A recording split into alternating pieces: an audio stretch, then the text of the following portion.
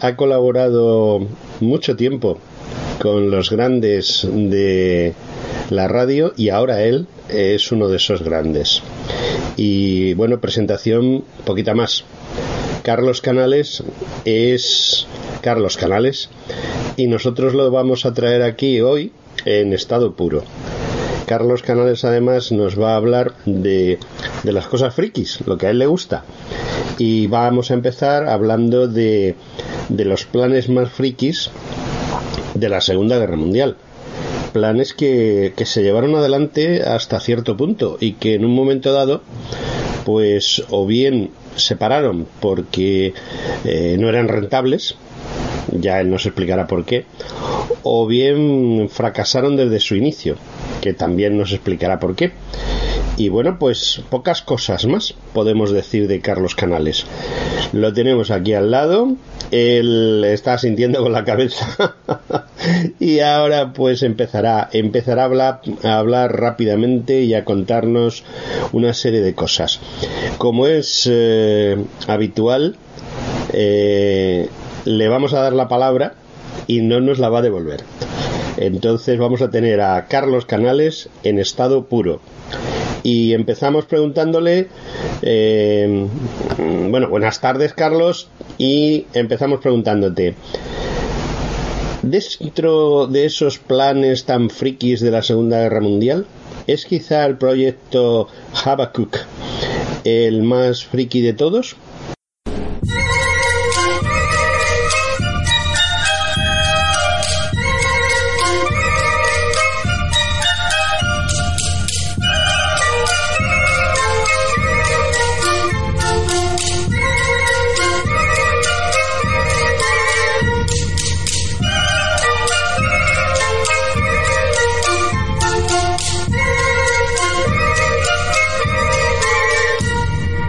Lo que me acabas de preguntar es una de las, sin duda, operaciones más extrañas que la gente puede imaginar de la Segunda Guerra Mundial.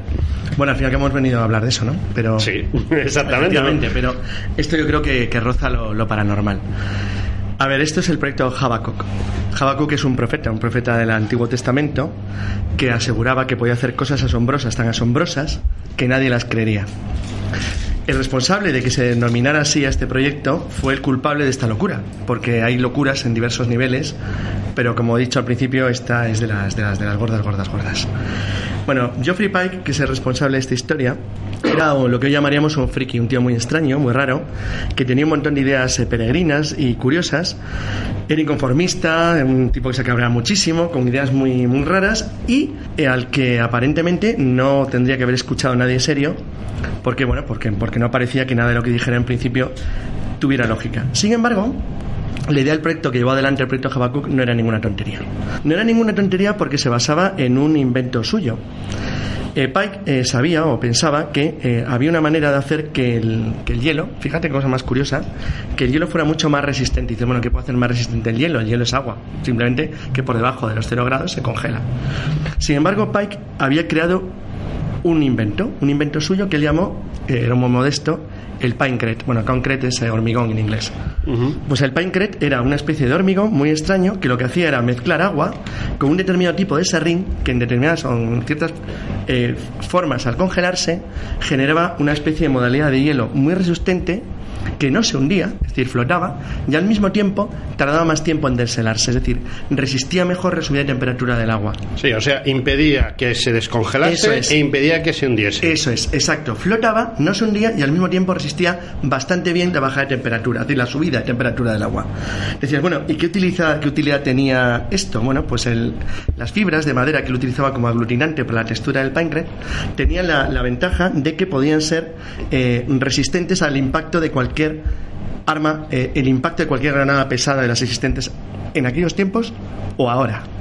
Es decir, resistía el fuego, obviamente era hielo, resistía los impactos de artillería pesada, de granadas de penetración de profundidad de la metralla. Es decir, aguantaba perfectamente, es decir, era perfecto para la construcción de barreras de hielo, es decir, lo que sería una especie de muro resistente a la artillería de un carro de combate, artillería pesada de campaña, o de la artillería o de las granadas ligeras o proyectiles más pesados que podía utilizar la infantería ordinaria.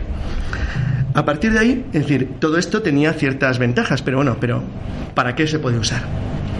El caso es que Pike sabía, estamos hablando ya del año 1942, en pleno momento culminante de la batalla del Atlántico, que los convoyes árticos que mandaban los británicos y los norteamericanos para apoyar a la Unión Soviética, que lo que hacían es que viajaban, como es bien conocido, desde Estados Unidos y Canadá a través de la ruta del Atlántico Norte, por encima de Islandia, por el estrecho de Islandia, que separa a Islandia de Dinamarca, para luego llegar hasta las zonas nortes de Noruega, sí, y a través Arcángel y esa zona, ¿no? Eso es, para alcanzar Arcángel y el Mar Blanco y la zona que se encontraba bajo control de la Unión Soviética en el Mar Ártico. Esto tenía un problema, es que esa zona estaba sometida a los bombarderos de largo alcance de la Luftwaffe en las bases noruegas del norte, y al mismo tiempo los ataques de las manadas de los submarinos, que por ejemplo en algunos casos, como el famosísimo convoy PK-17, pues destruyeron todos los buques prácticamente, menos un par de ellos. Hubo un momento, a finales del 41, que la situación era realmente grave. Pero cuando Estados Unidos entra en guerra, en diciembre del 41, en vez de mejorar la situación empeoró. Porque las manadas de lobos alemanas enviadas contra la costa americana hicieron una verdadera carnicería. Es decir, no había apenas defensas costeras, no había zona de salvaguarda, y los submarinos alemanes se inflaron. Es lo que llamaron la gran temporada de caza. Esto ponía en peligro no solamente las rutas de los convoyes árticos, que eran vitales para el mantenimiento de la maquinaria de guerra de la Unión Soviética, porque la otra ruta que había, que era el Irán ocupado, los soviéticos y los británicos habían invadido Irán para obtener una vía de suministros a través del Golfo Pérsico, al margen de cualquier ataque alemán, tenía el problema que con los ataques japoneses en el Pacífico, no solamente... Hombre, seguía siendo una zona segura, pero no hay que olvidar que en la primavera del 42 los japoneses llegaron a atacar Ceilán. Es decir, atacaron Ceilán y las costas de la India ya habían avanzado hasta la frontera de Birmania. Entonces la ruta que les quedaba a los aliados era bajar por el Cabo de Hornos. Exacto, no tenían más que esa, o el canal de Panamá, que también fue objetivo militar, o los convoyes del Atlántico. Entonces la cuestión era cómo asegurar los convoyes del Atlántico. Obviamente la mejor solución era la que se aplicó, es decir, mejorar la lucha antisubmarina y generar sistemas de escoltas mucho mejores. Pero mientras tanto hubo un cierto espacio para la imaginación de tipos como Pike. A Pike, que había creado, como hemos dicho, el Pinecret, esta extraña mezcla de serrín de madera especial con hielo que permitía la generación de una especie de balsa de hielo flotante inmune a cualquier tipo de proyectil, se le ocurrió una idea. Y es que él sabía que en 1942 los canadienses, que estaban en guerra, se les había ocurrido en el lago Patricia, en las montañas rocosas, hacer una prueba. Y esa prueba, realmente rara y curiosa, es que habían construido una embarcación de madera tradicional que obviamente flotaba en el lago. Pero se les ocurrió hacer una cosa muy curiosa, era, ¿qué ocurría si ese barco de aspecto convencional, que es lo que los canadienses estaban probando en el lago Patricia, en vez de hacerlo con la construcción típica, es decir, con madera o con metal, lo hacían con hielo? Y los canadienses lo probaron, y durante el verano hicieron la prueba de ver si se mantenía en el lago Alberta, y se mantenía. Entonces Pike conocía los experimentos canadienses de barcos de hielo en el lago Alberta y en el lago Patricia, y fue mucho más allá y le propone al Estado Mayor británico algo todavía mejor. Dice, si nosotros somos capaces o los canadienses son capaces de hacer una nave de hielo con un armazón de madera, ¿por qué no vamos más allá y utilizando mi sistema, el Pinecret, es decir, mi sistema de conglomerado de serrín y agua helada, no hacemos otra cosa? Y dice, bueno, ¿y qué es lo que vamos a hacer? Dice, hacer un portaaviones entero de hielo que flote en el Atlántico Norte y sea invulnerable a cualquier disparo de un submarino, de un torpedo o de la artillería más pesada del mejor barco que pudieran tener los alemanes. Construirla encima una plataforma, sistemas de radio y de control, plataformas de artillería y una pista de despegue de madera, para que los cazas puedan operar en el portaaviones de hielo exactamente igual que si tuvieran una isla en movimiento en el Mar del Norte. Entonces, bueno, este disparate, aparentemente dice, bueno, este tío sí, se ha rayado, un poco disparatado, sí. Bueno, pues no solamente era una buena idea, sino que el Pinecret, hielo con pulpa, fue utilizado para la construcción de un barco con una caja de madera gigantesca que luego tenía ciertas limitaciones, porque, por ejemplo, para calcular que se pudiera mantener a flote y fuera estable, se consideró que tenía que tener una profundidad de 30 metros y no se podía hacer en los plazos que el Estado Mayor británico quería, porque se hubiera tardado muchísimo en prepararlo. Sin embargo, lo que estaba claro es que habían calculado que podría aguantar perfectamente durante toda la primavera y llegar incluso hasta el verano sin sufrir serios daños en su estructura, aunque navegara más al sur de las Islas Azores. Y esto significaba la posibilidad de construir un barco geonatural, es decir, utilizar geopolímeros, es decir, en cierto modo, es decir, estructuras de polímeros construidas por el ser humano para poder aguantar, pero en vez de hacerlo con piedras, es decir, con elementos clásicos de fortificación, haciéndolo con el paintcraft, es decir, con hielo con pulpa. La idea era tan extraña que decir que, claro, en principio lo primero que se pensó es, dice, bueno, ¿qué pasaría si el barco, es decir, recibe un impacto torpedo, por ejemplo? De un torpedo o de un proyectil de artillería de un barco, de un acorazado, de un crucero. Entonces, bueno, ahí es donde ellos tuvieron unas serias dudas, porque pensaban que la estabilidad se podía ver muy afectada si el nivel de los impactos era lo suficientemente grave como para afectar de una manera su estabilidad, porque dejaba de ser un bloque de hielo hundido que estaba flotando. Sin embargo, ellos pensaron que, como era un portaaviones en la práctica, porque tenía una cubierta de vuelo y estaba pensado que esa cubierta de vuelo sostuviera cazas, y sabían que los alemanes no los tenían, es decir, no había portaaviones alemanes. De hecho, el Graf Zeppelin llegó a ser votado, pero nunca llegó a estar operativo y salió de poco más o menos. Porque al final no pudo, cayó en poder de los rusos, creo, ¿no? No, lo que quedaba, porque realmente no había sido nunca un elemento practicable.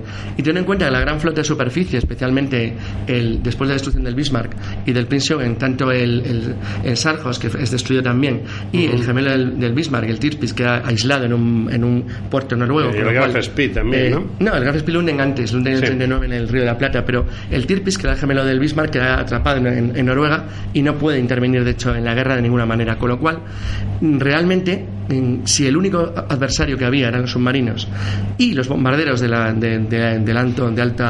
alto rango de acción, sí, los que estaban en Noruega, claro que eran muy vulnerables al ataque, por ejemplo, de los cazas Spitfire que podría llevar el portaaviones del proyecto Habakkuk, la idea era realmente buena. Era realmente buena y ahora dirás, bueno, ¿y por qué esto no se va adelante? Pues aparte por las dudas que hubo de la inteligencia británica, de la inteligencia naval, sobre las posibilidades de la estabilidad del buque como tal y su mantenimiento más allá de la primavera, lo cual tampoco estaba nada mal, porque para lo que se buscaba era realmente interesante, porque tú lo que estabas buscando realmente era un portaaviones errante que fuera lo suficientemente sólido como para poder aguantar tus cazas y incluso para ser en cierto modo utilizado como una especie de isla auxiliar. Es curioso, y eso lo cuento ahora como anécdota final, que en cierto modo la idea del proyecto Habakkuk ha vuelto a la vida recientemente con el proyecto Zoppini, que ha sido comprado por el grupo francés Alstom, muy conocido por los trenes, por ejemplo, alta velocidad. Entonces cualquiera que ahora en Google teclee Zoppini Alstom verá que es un proyecto de isla móvil, isla que se puede mover por el mundo, tal y como había concebido Julio Verne. En el caso del proyecto Habakkuk nunca se pretendió eso, no se llegaba a eso. Se trataba más o menos de crear 1, 2 o 3 plataformas móviles hechas de hielo con una pista de despegue superior que permitieran el garantizar el dominio del control aéreo y por lo tanto vigilar o proteger mejor los convoyes en las rutas más sensibles del Atlántico Norte. La idea era, como todas estas ideas que ocurren en las guerras, desesperada, original y extraña. Muy friki. Sí, muy friki, muy inglesa también, pero hubiera tenido cierta posibilidad de éxito. Y el motivo por el que finalmente realmente no se iba adelante y no se continuó es porque los británicos, a base de presión política, lograron que los portugueses les cedieran a los americanos y a ellos bases en las Azores. Ajá. Una vez que los británicos y americanos tuvieron bases en las Azores, tenían ya un punto central en el Atlántico Medio, y eso les tranquilizó bastante, teniendo en cuenta que los británicos en el año 40 habían ocupado Islandia. El eje ya Groenlandia, Islandia, Azores les protegía tener una zona central cubierta entre la costa de Canadá y Estados Unidos y las costas de Irlanda y el Reino Unido. Entonces, bueno, eso fue probablemente el motivo que finalmente acabó con la idea de Habakkuk. Hay otro motivo, y es que la Casa Winter, no sé si sabes, la famosa base de submarinos en el sur de Fuerteventura. Es una historia muy curiosa. Sí, tenemos que hablar un día. También tenemos que hablar de la idea estratégica alemana eso es un tema de proyección estratégica sobre España, sí. Muy curioso, que cualquiera, porque además es curioso, ¿sabes? Que la persona que descubre la utilidad de las Canarias, de la Macaronesia, es decir, de Canarias, Cabo Verde, Madrid, Azores, como eje central del Atlántico para la estrategia geoestratégica mundial española y portuguesa, es Álvaro de Bazán. Sí. Álvaro de Bazán, cuando está en Canarias, él se da cuenta que si tú le das la vuelta al mapa, o sea, si lo giras y lo pones al revés, es decir, que realmente el famoso actualmente eje estrecho Baleares-Canarias, si lo continúas hacia el sur y tienes también las Cabo Verde, el punto donde cortas América es Belo Horizonte, Recife, en Brasil. Sí. Ese es el corte nuestro del Atlántico. Entonces, claro, a los alemanes tener una base en Fuerteventura les hubiera ido genial. Es que, no, la tenían, lo que pasa es que... pero nunca llegó a ser lo que ellos querían. Ni siquiera llegó a ser el Betasón de los italianos en Burdeos, ni las bases que tenían en Francia, en La Rochelle o en... Sí. Pero que en cualquier caso... Bueno, volvemos nos gastábamos, que si no nos perdemos. Fue el clásico proyecto desesperado, típico de una situación de necesidad absoluta, donde hasta las ideas más raras pueden tener éxito si se sostienen sobre una moderada base científica, y Habacuc la tenía, con lo cual yo creo que bueno, podría haber funcionado. Que podría haber funcionado, y bueno, como anécdota curiosa, pues la dejamos ahí. Sí. ¿Vale? Bueno, pues vamos a la segunda anécdota.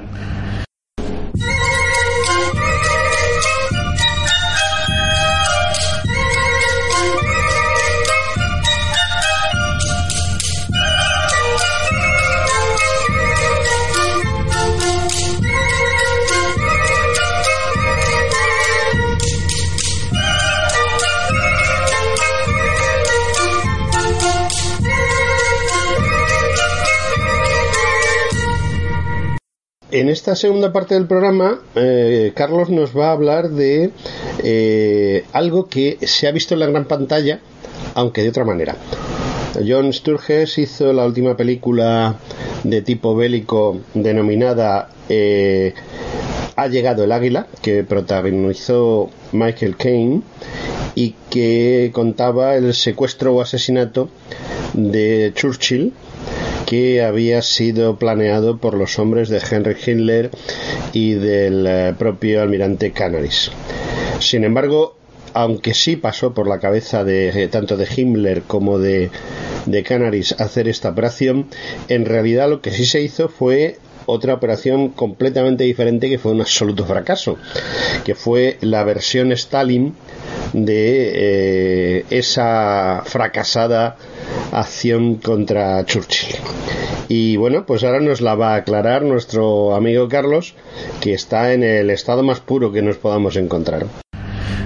Bueno, la segunda, que cuando me lo has preguntado y has comentado lo de Churchill, pues ya hablábamos antes de empezar el programa que bueno, que lo de Churchill yo personalmente, por los datos que pude investigar, aparte de la fabulosa novela que es preciosa, sí, y la película que salió, Ha llegado el águila, que está muy bien, en realidad es cierto que los alemanes hicieron una operación muy parecida, que no se llamó Ha llegado el águila, sino que se llamó Operación Zeppelin. Y la Operación Zeppelin es una historia realmente espectacular, porque además, y es curioso, podía haber funcionado, o sea, podía haber salido bien. La Operación Zeppelin fue el intento nazi para asesinar a Stalin. Y además, para mí, algo todavía más interesante que el hecho de que intentara asesinar a Stalin, que obviamente a nadie se le escapa que para cualquier alemán nazi puede ser algo interesante como objetivo militar. Por supuesto. Sino por algo que a mí me parece absolutamente fascinante. Hay dos cosas que me parecen geniales en esta historia. La primera, la fecha en la que lo intentan, que es ni más ni menos que el otoño del 44. Un poquito tarde, ¿no? Muy avanzada la guerra. Es decir, ellos lo intentan unas semanas antes del comienzo de la operación Niebla Otoñal, lo que luego llaman Guardia en el Rin, que es la ofensiva alemana de las Ardenas, que es el último asalto alemán en el frente occidental. Sí. Nace en otoño del 44, se preparó con una meticulosidad y cuidado típicamente alemán, lo hicieron muy bien, y lo sorprendido es que el asesino de Stalin no iba a ser un comando alemán, sino un prisionero soviético. Sí. Un hombre llamado Piotr Silo, era natural de Chernigov, en el norte de Ucrania, y venía de una familia conocida de kulaks, campesinos independientes, a los que Stalin, durante las famosas terribles purgas de los años 20-30, había machacado. Ahora, ¿a quién no había machacado? Bueno, es verdad que es difícil, a quién no había matado. Es que en Europa nos olvidamos de que el mayor asesino de la historia es Stalin. Y que solamente... ¿Y el segundo Lenin? Bueno, Mao Zedong era por ahí también, pero... tercero. El famoso Holodomor, la famosa hambruna general que hubo en Ucrania después de la destrucción del pequeño, incipiente y efímero Estado ucraniano, y de la terrible brutalidad a la que las autoridades soviéticas sometieron a Ucrania, que mataron a millones y millones de personas. Pues algunos de los grupos fueron los campesinos independientes, libres, pequeños propietarios que había en la zona noroeste de Ucrania y este. Muchos de los de la zona oeste eran uniatos, eran católicos. No era el caso de Silo, que era ortodoxo y que había nacido en la zona norte de Chernigov, pero que era ucraniano, no se consideraba ruso. Y a los kulaks la verdad es que los hicieron polvo. Bueno, ¿y cómo pasó el tema? A ver, pues ¿por qué falló? Fíjate la preparación. La preparación es muy curiosa. Es decir, a él hacen prisionero, era un soldado soviético. Bueno, un soldado soviético tenía las mismas ganas de competir por la Unión Soviética. Uno de los 4 o 5 millones de prisioneros que caen, sobre todo en las ofensivas alemanas de primavera del 41. Y pues en el campo de prisioneros, los alemanes, cuando inician los reclutamientos de gente más o menos afín, pues vieron que Silo era un tipo que podía ser interesante para usarlo de alguna manera como agente suyo. Al principio no tenía muy clara la idea, Pero el caso es que se sabe con seguridad que le pusieron en libertad y le dieron una identidad falsa, para lo cual utilizaron los datos que tenían de un comandante de un comandante soviético capturado, es decir, que sabían que era comunista. Entonces ellos lo que intentaron es dotarle entero de una identidad completamente nueva que permitiera que pasara dentro de la Unión Soviética por uno de ellos, dando por hecho que los soviéticos no supieran que él había desaparecido. Para ello le tuvieron que dotar y equipar de toda una vida que le replicaron y crearon, eso, metódicamente al estilo alemán, para que pudiera pasar desapercibido en la URSS. Lo primero que hicieron es que le crearon la idea del mayor Tabrin, que se suponía que trabajaba para la inteligencia soviética, y se le equipó de un arma especial que era una especie de versión muy interesante, era una especie de versión ligera de un Panzerfaust. Es decir, me parece un lanzagranadas como el Panzerfaust que todo el mundo conocerá como el arma antitanque, pero hecho en una versión miniatura que se acoplaba debajo de la manga al antebrazo. Pues de manera que convertías el antebrazo en un arma de un solo disparo, no puedes equivocarte, en un lanzagranadas bastante brutal. Y además de eso llevó un arma, le dieron una pistola, la clásica PPK alemana, equipada con balas envenenadas. ¿Balas envenenadas? Qué bonito, ¿eh? Friki total. Absolutamente chulo. Y por supuesto tenía documentos y sellos completamente falsificados y 400.000 rublos. 400.000 rublos. 400.000 rublos, que era una pasta. El objetivo era llevarle hasta las afueras de Moscú, con lo cual un Arado A Z232B hizo un vuelo nocturno secreto desde el frente de Ucrania para conseguir aterrizar y lanzar a su agente a las afueras de Moscú, mucho más allá de las líneas enemigas, en pleno territorio ruso. Allí Tabrin tenía que dirigirse hasta Moscú y desde ahí acercarse al Kremlin, aprovechando que tenía una moto, que había bajado el avión junto con él. Ensamblaron la moto, una moto rusa, más el dinero que llevaba, identidad falsa, totalmente preparado y equipado, con una vida que le habían construido totalmente al margen de la realidad, pero completamente documentada y comprobable, y buscar la posibilidad de acercarse hasta Stalin. Finalmente el avión decidieron que esperara, como el frente iba cambiando, finalmente el avión despegó desde Letonia la noche del 5 de septiembre de 1944. El Arado, que pertenecía al Kampfgruppe, era el KG-200, una unidad especial de la Luftwaffe alemana, sabía que los alemanes sabían que los soviéticos sospechaban algo, tenían ciertos indicios, porque Alemania estaba, aunque parezca curioso, la inteligencia soviética funcionó muy bien toda la guerra. Es verdad que el caso más conocido es el de el Sorge, ¿no? Claro, el Sorge, que es el que cambia la guerra prácticamente cuando asegura a la Unión Soviética que Japón no les va a atacar el 8 de diciembre en el frente del Usuri Baikal. Es decir, pero que ahí en parte se decide la guerra, porque eso le permite a Stalin el retirar varias decenas de divisiones siberianas y enviarlas al frente de Moscú, que llegan justo a tiempo en diciembre del 41 para decidir la batalla. El caso es que la inteligencia soviética sabía algo, pero lo único que sabían es que, fíjate, cosa más curiosa, es que es absolutamente alucinante. Los rusos empiezan a sospechar, porque claro, para tú infiltrar un agente supuesto de la inteligencia soviética en las líneas enemigas rusas, aparte del material de equipar un arado, un avión especial y hacerle volar, y todo lo que era la tecnología típica de la época, darle el dinero y fabricar un arma digna de James Bond, más la pistolita con las balas envenenadas, que esto es muy chulo, que eso lo hizo un Q alemán probablemente o algo parecido, faltaba algo.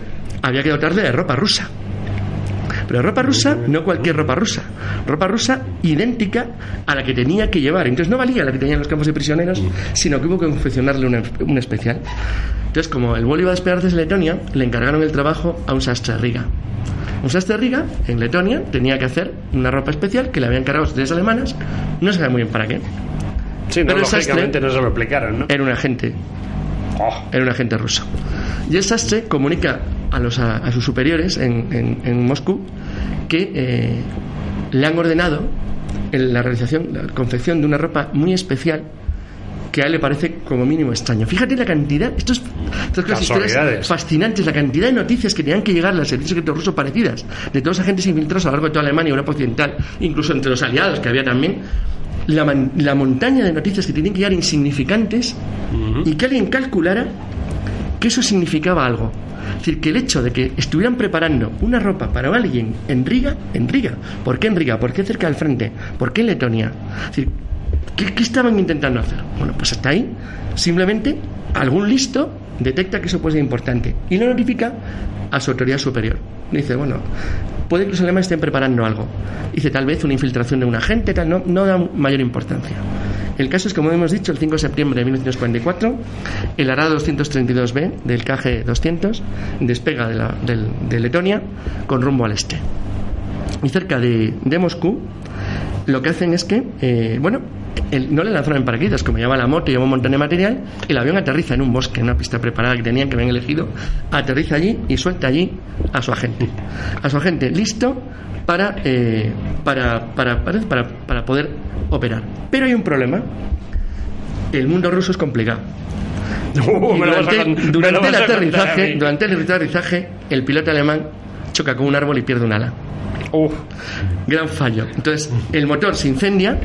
Y claro, es decir, rápidamente los rusos se dan cuenta que hay un incendio en el bosque y pues la policía, la NKVD, la unidad del Ministerio Interior, se dirige a la zona donde aparentemente hay un incendio. Y sospechan claramente que se ha estrellado un avión. Entonces, un avión en el este de Moscú puede ser un avión propio. En principio, lo lógico es que en principio lo normal y no tiene mayor importancia. Y allí van. Pero, es decir, y esto sí que tiene una película. La tripulación la hacen prisionera. Pero atención, 2 de los tripulantes del Arado consiguieron retornar al frente suyo desde el este de Moscú. Sí. O sea, que es una historia espectacular que merecería una película aparte. Bueno, el caso es que mientras tanto Tabrin se había escapado con su moto, su pequeña motita ahí montada, porque había nacido ahí. Una Ural, supongo. Sí, una cosita ahí que habían conseguido montar. Él se parte hacia Moscú y tal como estaba planeado, se dirige hacia el Kremlin con sus documentos falsos, dispuesto a vulnerar todos los controles de vigilancia, conseguir acercarle a Stalin y lanzarle con su brazo derecho el disparo de un lanzagranadas para luego acabar con que se resistiera con su pistola con balas envenenadas y sea necesario pegarse un tiro con ella.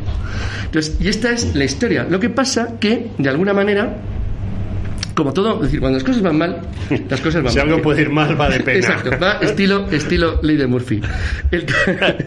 El caso es que después de estar toda la noche, la moto o qué? Toda la noche viajando pues llegó empapado de agua, helado, congelado, y los guardas, había una especie de alerta en Moscú de que podía pasar cualquier cosa, porque había pilotos alemanes, nadie pensaba que pudiera llegar hasta el Kremlin, pero sospecharon inmediato de Tabrin y no les parecía normal nada de lo que estaba contando y le detuvieron, con lo cual la operación Zeppelin fracasó antes de empezar. Pero es una historia espectacular, porque si los documentos que llevaba eran tan buenos, hubiera podido alcanzar probablemente el Kremlin y probablemente hubiera podido acercarse ligeramente a Stalin, punto final de la historia. Ya, pero de todas maneras no hubiera servido para nada. No hubiese servido para nada. Hemos visto recientemente la película La muerte de Stalin y hay dos problemas. ¿Qué película más entre dura y grotesca, ¿verdad? Bueno, yo creo que es grotesca por una sencilla razón, porque si la ponen en plan serio no hay quien aguante esa película, porque es una película que es un asesinato continuo, ¿no? Entonces yo entiendo que los líderes comunistas en ese momento pues no eran precisamente ningunos chicos maravillosos, pero pienso también que no hubiesen sido capaces de ponerse de acuerdo para llevar adelante la guerra, igual que les pasó en el 41 cuando les invaden los alemanes.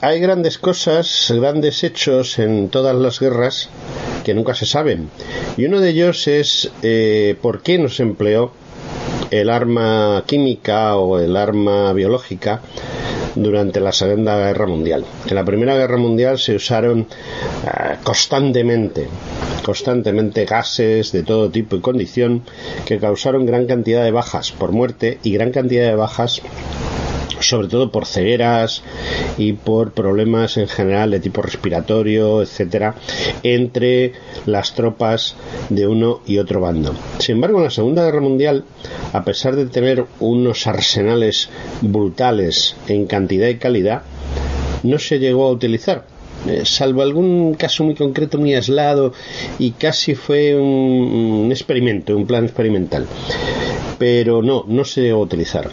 Igual que se llegó a utilizarse por parte de los aliados, aprovechando precisamente los estudios y la capacidad técnica alemana, pues se llegó a utilizar por parte de los aliados, concretamente de Estados Unidos, el arma nuclear. Ahí están las 2 bombas atómicas que terminaron la guerra con Japón. Y bueno, pues aquí tenemos a nuestro amigo Carlos Canales en su estado más puro, que nos va a hablar de este tema.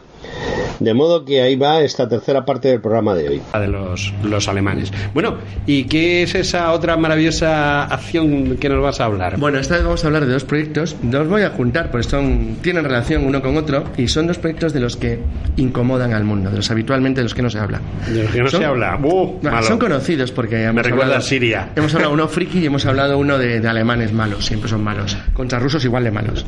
Pero vamos a hablar de los buenos. Yo que los conozco a los dos, creo que son más malos los rusos. Vamos a hablar de los teóricamente los buenos. Ya verás qué buenos.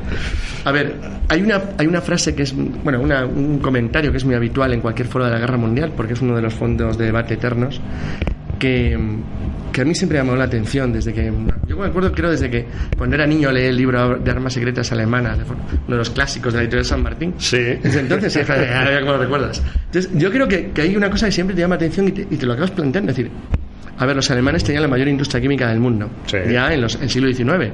Por supuesto, en el XX lo usaron, pero bien, en la Primera Guerra Mundial, tanto con el gas cloro como el gas mostaza, como todas las barbaridades que hicieron en el frente occidental. Tampoco hace falta tener una gran industria para fabricar químicas. Sí, bueno, lo que pasa es luego que avanzar sobre la gente, que eso hay que tener. Ese es el problema. Y siempre hay una gran duda, es decir, bueno, se habla mucho de la bomba atómica, la capacidad de destrucción de la bomba atómica, pero todo el mundo sabe, en cuanto estudio e investigo un poco, que en 1939-40 los alemanes disponían de gases nerviosos tipo VX. Sarin, muy parecido al sarin. Sí. Sarin y el VX son gases nerviosos, o sea, cosas muy parecidas. Sí, el problema es usarlos. Que los británicos los tenían también. Con lo cual, eso sí que se trata de armas, es decir, además ambos tenían sistemas de utilización. Había doctrinas tácticas de uso mediante nebulizadores lanzados sobre ciudades que hubieran sido el mayor espanto. Pero tú has dicho táctico, porque por ejemplo los alemanes disponían estratégico, es decir, de la SUBE. Claro, pero fíjate, hablo antes de tener la SUBE, es decir, hablo en el año 39-40, cuando empieza la guerra, ambos bandos tenían gases posibilidades tácticas de exacto, de utilizar en combate en el frente directo gas nervioso. El gas nervioso no es gas mostaza, es una salvajada monumental. O sea, es decir, el gas nervioso en nebulización puede destruir una ciudad entera.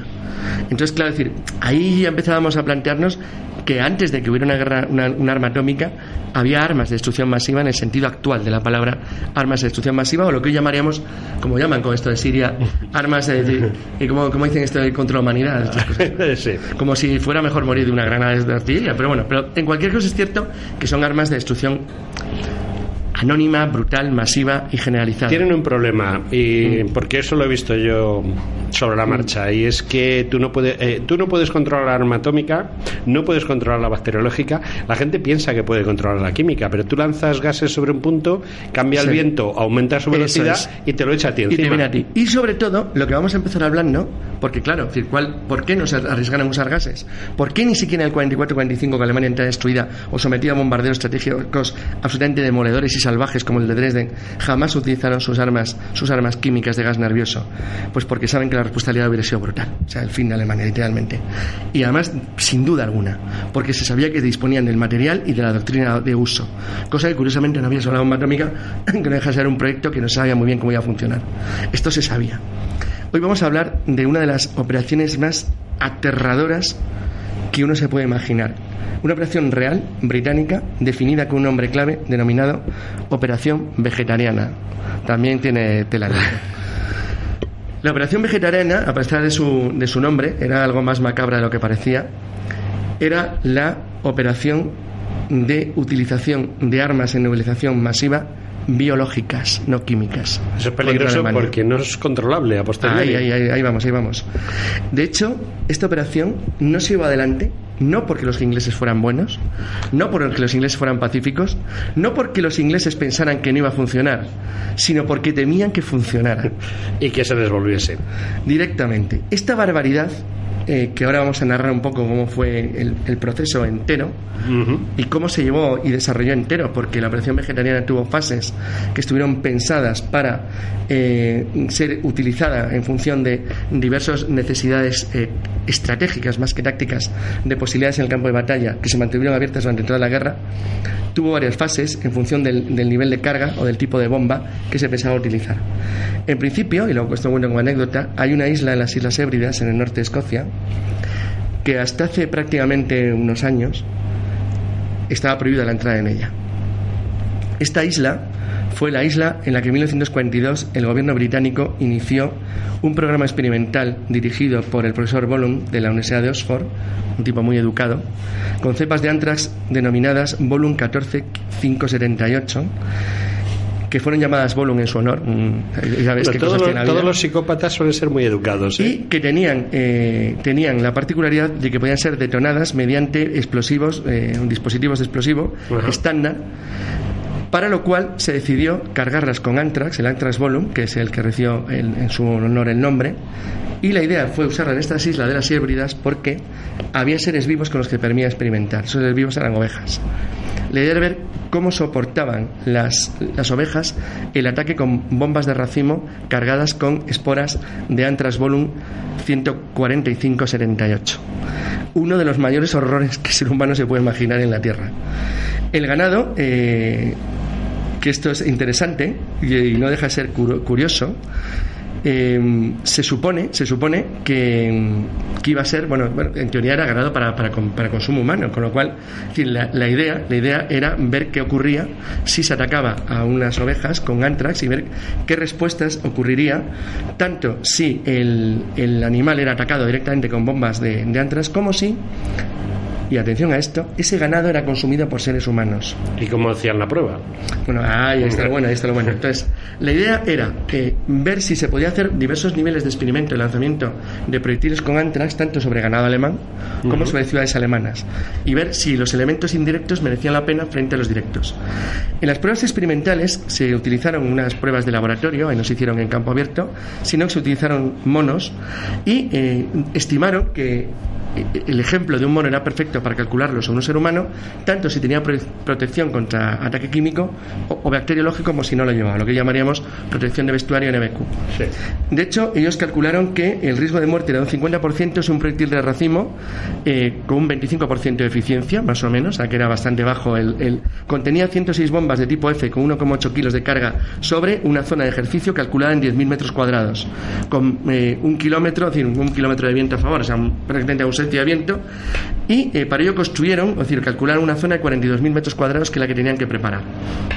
Suponiendo que hubiera un ejercicio suave, es decir, un viento suave, se calculó que harían falta solamente 4,5 proyectiles de racimo por kilómetro cuadrado en campo abierto o 23 de racimo por kilómetro cuadrado si era una zona construida, por ejemplo una ciudad, para calcular la dispersión del agente biológico en ese espacio de más o menos 40.000 metros cuadrados, que para que alguien se haga una idea sería un espacio aproximadamente mayor que el de un campo de fútbol, un poco más grande, es decir, en extensión un campo de fútbol con las gradas, un espacio un poco mayor que el del Bernabéu, aproximadamente como lo que llamarían en Argentina 3 cuadras, más o menos, o sea, como tres macizos de 3 bloques de viviendas grandes, 3 manzanas, para el cual calcularon que eso 4,5 si era terreno abierto, 23, repito, por kilómetro cuadrado si era terreno construido.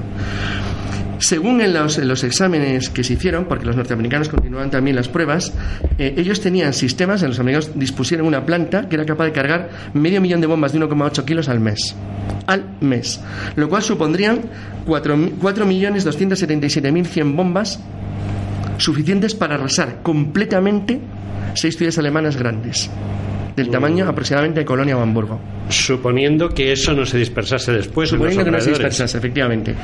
De hecho, la salvajada era tan enorme, es decir, que empezaron a producir el anthrax masivo, porque ellos estaban convencidos de que si lo hacían, tendrían que calcular que el volumen que sería necesario y cómo se tendría que disponer el envío y la preparación. Ellos hicieron varios, como la idea era lanzar las bombas y dispersar las esporas de anthrax en sistema de superficie muy amplia, calcularon cuál era la cantidad de densidad que necesitarían para destruir una ciudad del tamaño de Colonia, más o menos, con esporas de anthrax y matar a toda la población o dejarla inhabilitada para cualquier utilidad.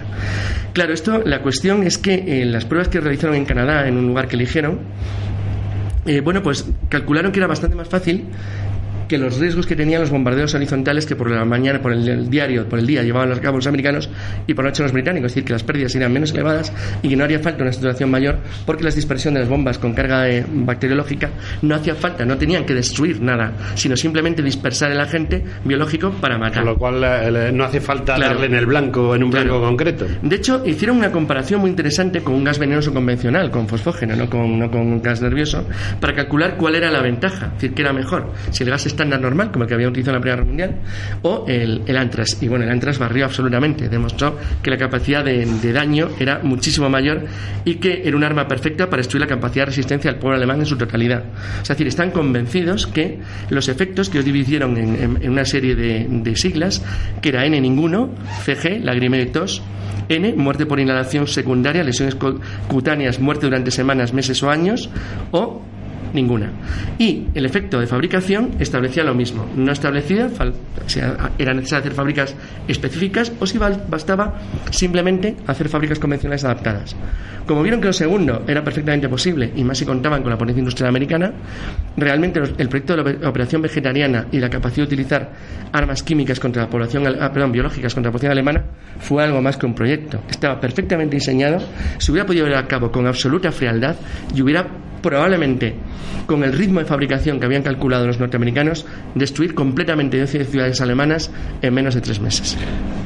Yo estoy asustado. No sé si me has visto la cara que he puesto. Sí, pero vamos, yo sé. Esos son los buenos, ¿eh? Esos son los buenos. Menos mal que son los buenos. El problema está en que hubiesen destruido las 11 ciudades y después ¿qué? Ese es el problema, esa sería la pregunta. El problema es que ellos pensaron que, primero, lo que habían visto en las Hébridas, que fíjate, hasta hace unos años la isla ha seguido y imposible ser visitada porque era un peligro, una zona contaminada y absolutamente peligrosa, es que realmente nadie hubiera podido luego ocupar Alemania. A ver, la guerra siempre es un factor económico y todo el mundo sabe por qué los americanos destruyen los barrios obreros y portuarios de Hamburgo y no destruyen las zonas residenciales, porque es donde iban a vivir ellos después de la guerra. O sea, esto que parece una broma es real. O sea, sí, hay que tener un sitio donde clavar la bandera y claro, donde vivir después. Es decir, nadie puede ocupar un territorio destruido por bombas nucleares o un territorio sometido a un ataque de bacilos, de esporas de antrax capaz de matar durante generaciones a cualquier cosa que aparezca por allí. Es decir, realmente lo que descubrieron es que desde luego destruiría Alemania, pues convertiría inhabitable a Alemania, con lo cual y sobre todo, claro, no merecía la pena y sobre todo, y si los alemanes contraatacaban con algo parecido. Los aliados sabían que los alemanes no conocían cuál era la dimensión de los niveles de guerra biológica que tenían, pero sí sabían que estaban avanzadísimos en la guerra química, que tenían gases equivalentes al sarin o al VX, con lo cual, como hemos comentado al principio, con lo cual sabían que la respuesta alemana con nebulizaciones sobre sus ciudades era perfectamente demoledora y destructiva. Hubiera sido un camino a ninguna parte que hubiera destruido la humanidad.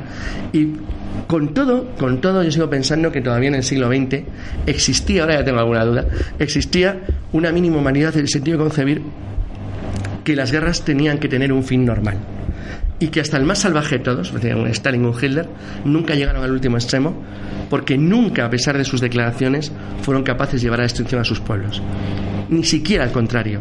Es decir, lo hubieran hecho a lo mejor si hubieran tenido el poder omnímono total, pero siempre nunca dieron el paso en tanto tuvieron la más mínima duda de que eso no iba a ser así. Sí.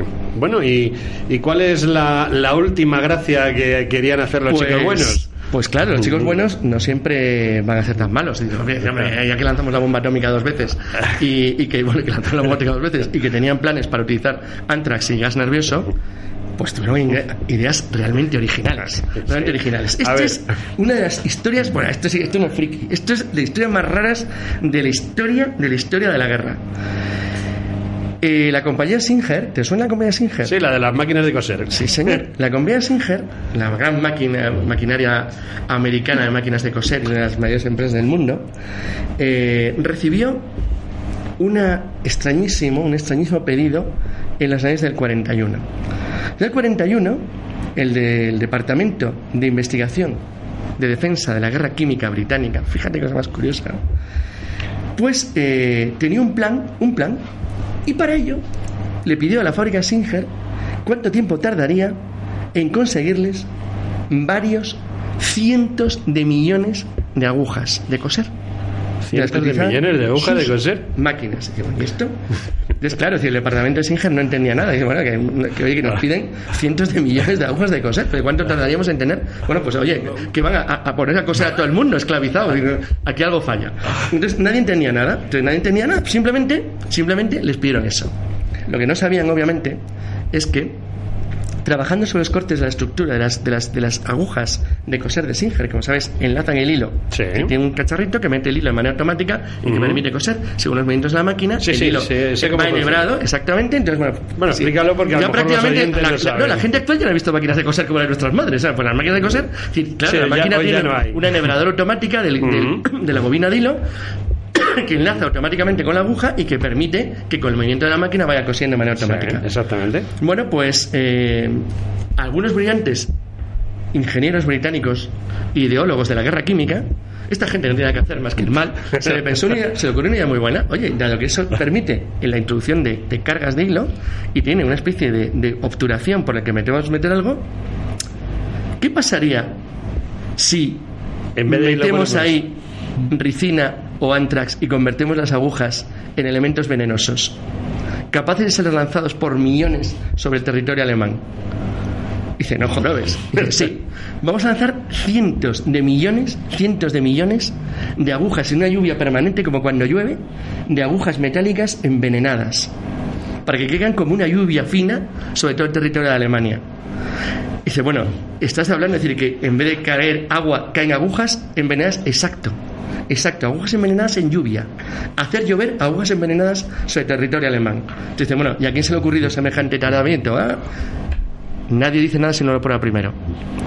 Y el Imperio Británico es muy grande, con lo cual eligieron una granja remota en Canadá llena de ovejas, pobres ovejas, siempre son las víctimas. Y decidieron, por lo de la pura no virgen, ¿no? Decidieron que sobre esas pobres ovejas que estaban perdidas en un páramo de las praderas canadienses iba a llover. Y llovió. Llovieron agujas envenenadas durante un día. No quedó ni una sola oveja en kilómetros a la redonda, todas muertas. Bueno, la zona quedaría contaminada porque las agujas se caen en el suelo. La zona tuvo que ser aislada por el ejército canadiense y luego tuvo que ser descontaminada porque las agujas se clavan y son veneno. Veneno. En este caso las habían contaminado con ricina, pero podían haberlo contaminado con antrax. De hecho, había un plan B para cargar con antrax las agujas. Es más peligroso. Todavía más peligroso. A largo plazo. Porque queda incrustado y además porque era un animal que se mueve, que bueno, de verdad que era la barbaridad hecha pensamiento militar. La idea es que, claro, es decir, si ya la idea era malvada, porque caía como una especie de lluvia persistente, y fíjate lo que podía hacer al caer tanto en la tierra como sobre animales, y era una idea aún más cruel.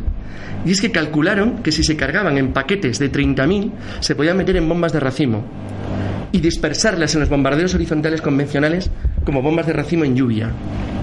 O sea, fíjate qué salvajada más absoluta. Es decir, hacer llover en bombas de racimo durante kilómetros y kilómetros agujas envenenadas con antrax o con ricina y dejarla caer sobre la gente. Sobre la gente, sobre las ciudades, sobre el suelo, sobre los animales, sobre los perros, sobre los gatos, sobre las orugas, sobre lo que te dé la gana o sobre el puñetero suelo. Y sembrarlo entero de millones y millones de agujas envenenadas. ¿Cuántas agujas tenían pensado? Cada bomba de racimo lanzaba 30.000. Entonces hicieron cálculos de lo que necesitarían para destruir una ciudad entera, una comarca completa. Entonces, bueno, la verdad es que los síntomas eran terribles, porque esto provocaba espasmos musculares, salivación, sudoración, diarrea aguda, micción frecuente y arcadas. El pulso se volvía lento y disminuía la presión arterial. A continuación, entre vómitos y una especie de incontinencia absoluta, te morías, literalmente, de asco.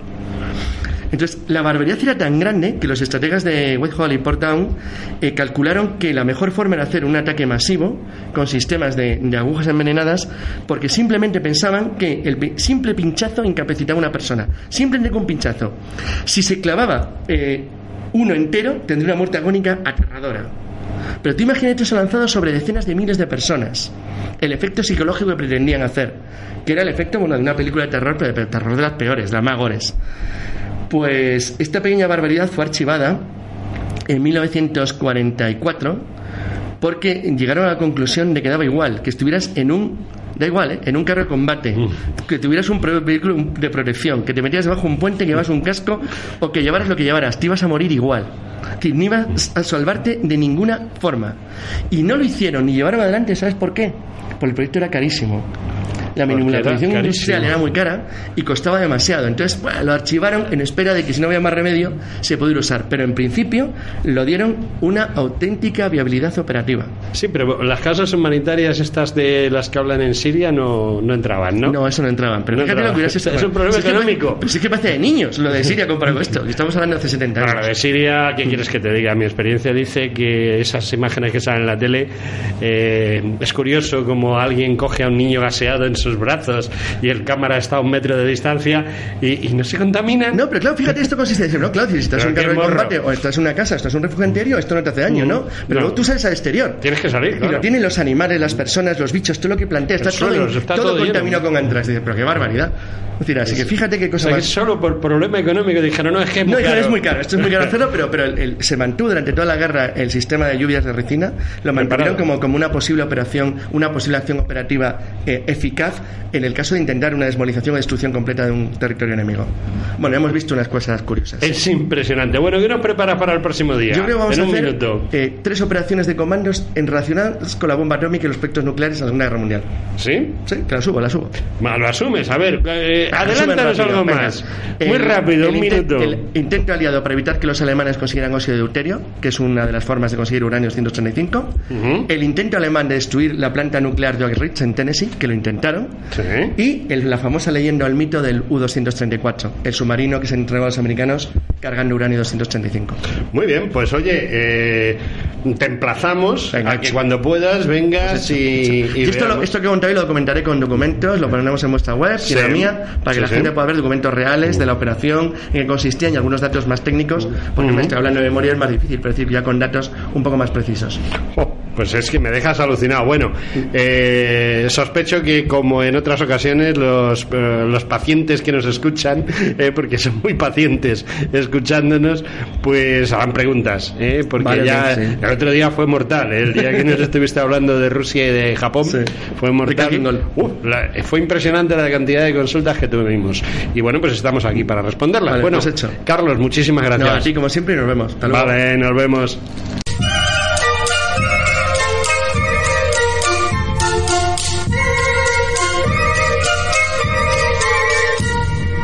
Bueno, pues una vez terminada la entrevista con el amigo Carlos Canales, vamos a pasar a despedirnos. No tenemos tiempo, esto se acaba. Únicamente recordaros pues nuestro tema editorial del día de hoy. Hemos estado mirando un libro muy interesante, se llama Diccionario Biográfico del Generalato Español durante Carlos IV y Fernando VII. Es del Foro para el Estudio de la Historia Militar de España. Y también recordaros que existe un libro muy interesante que se llama Escuadrillas Expedicionarias Españolas en Rusia, sobre las escuadrillas de la División Azul, las escuadrillas aéreas de la División Azul, y que es de la editorial La Espada y la Pluma. Cualquiera de esos dos tomos son interesantísimos y los recomendamos. La semana que viene, nuevamente nos metemos en historias curiosas y bueno, os daremos una sorpresa. Os dejamos con esa música que parece ser que nadie consigue averiguar a qué himno pertenece. Bueno, amigos, buena semana y hasta el miércoles que viene.